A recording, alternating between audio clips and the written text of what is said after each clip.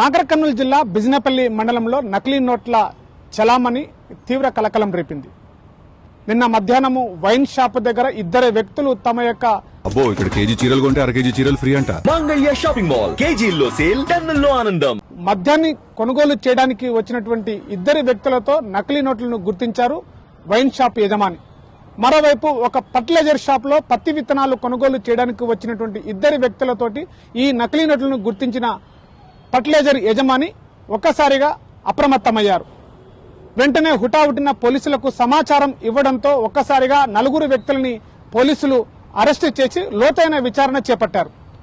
ఒక్కసారిగా మంగనూరు గ్రామానికి చెందినటువంటి ఇద్దరు వ్యక్తులు ఈ యొక్క దొంగ నోట్ల చలామణిలో ఉన్నారని పోలీసులు గుర్తించి ఈ వ్యవహారం వెనకాల ఉన్నటువంటి వ్యక్తులను లోతైన దర్యాప్తు పోలీసులు చేపట్టడంతో ఇదంతా కూడా ఆంధ్రప్రదేశ్ రాష్ట్రానికి చెందిన భీమవరం నుంచి కూడా ఈ నకిలీ నోట్ల వ్యవహారం దందా కొనసాగుతుందని పోలీసులు దర్యాప్తులో చేపట్టారు.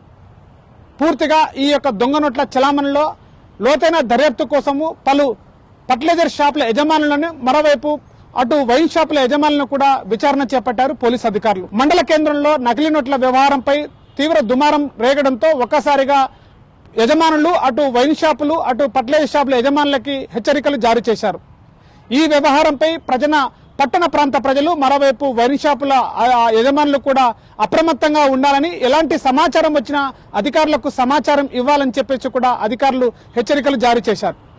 ఒక్కసారిగా నకిలీ నోట్ల వ్యవహారము తెరపైకి రావడంతో కూడా పట్టణ ప్రాంత ప్రజలందరూ కూడా అటు దొంగ నోట్ల వ్యవహారంపై లోతైన దర్యాప్తు చేయాలని పోలీసులకు విన్నవించుకున్నారు.